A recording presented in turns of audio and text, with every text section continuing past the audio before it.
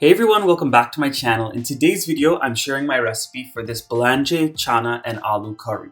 Now this is basically just Channa and Aloo curry that is made with eggplant inside. It's going to have a very thick and rich gravy from that eggplant, and it's going to be very filling, packed full of protein, and this is a quick and easy dish that you can make if you're fasting and you want something different.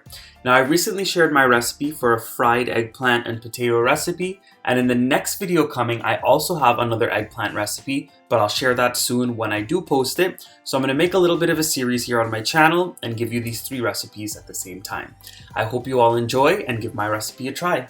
Just as when you're making any delicious curry, you're going to have to start off in a heavy bottom pot and you're going to put some oil in that pot. Once that oil gets nice and hot, you're going to go ahead and sprinkle in some geera or cumin seeds, and you're going to allow those to get nice and dark brown.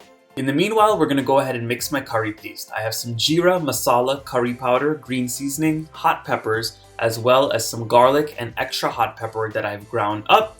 And I'm also going to go in with a little bit of water to make a nice thick paste, and I'm going to mix everything together. Of course, if you wanted to go ahead and adjust the pepper as per your own taste and preferences, feel free to do so. So my geera's gotten a very nice dark brown color, and we're going to go ahead and add in our curry paste at this point. When you add it into the oil, you want to hear that nice sizzle or that chunky, and you want to allow those spices to cook down very well until they are properly cooked and no longer raw.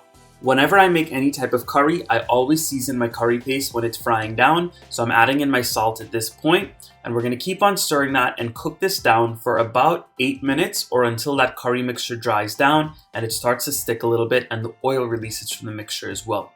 And before I let this cook down, I'm also going to be going in with a little bit of all-purpose seasoning. So my mixture has been cooking for about 6 minutes at this point, and as you all can see, it's nice and dried down. The oil has started to release and it's gotten a little darker in color. This is what we're looking for. If you've not achieved this, then you need to cook it for a little bit longer.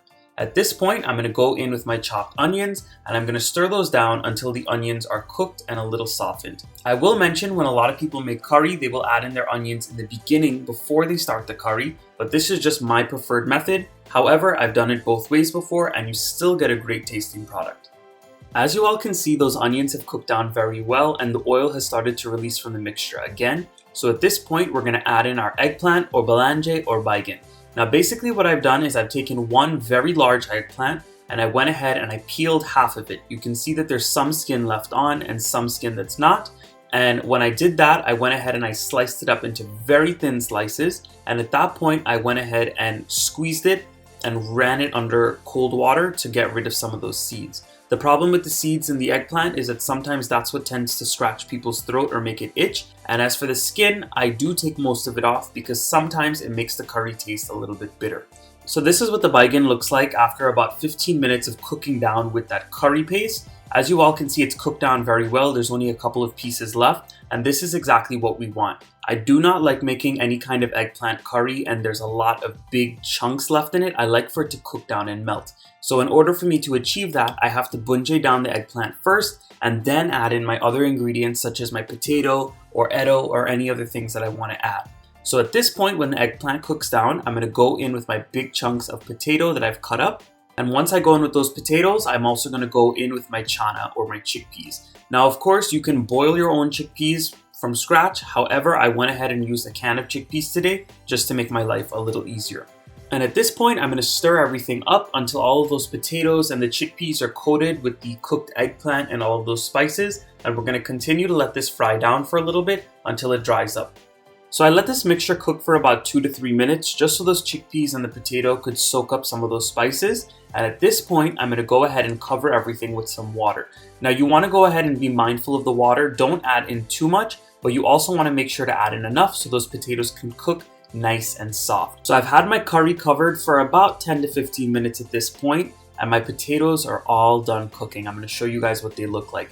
You want to give it a nice stir. And if you see all of that gravy sitting in there, it's going to thicken up as this sits because since it's potato, it's going to dry up even more. So you want to make sure to not dry it down too much. This is perfect for me.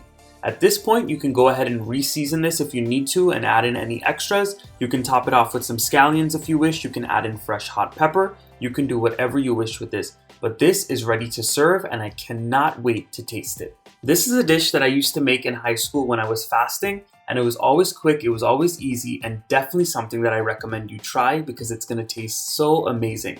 And I'm going to go ahead and serve this today with some hot paratha roti. If you wanted to serve this with sada roti over rice, maybe next to some dal, feel free to do that as well. But I hope you enjoyed this video today. Please go ahead and give it a big thumbs up. Subscribe to my channel if you're not subscribed. Drop those comments down below, and I'll see you all again with one of my next recipes. Bye everyone.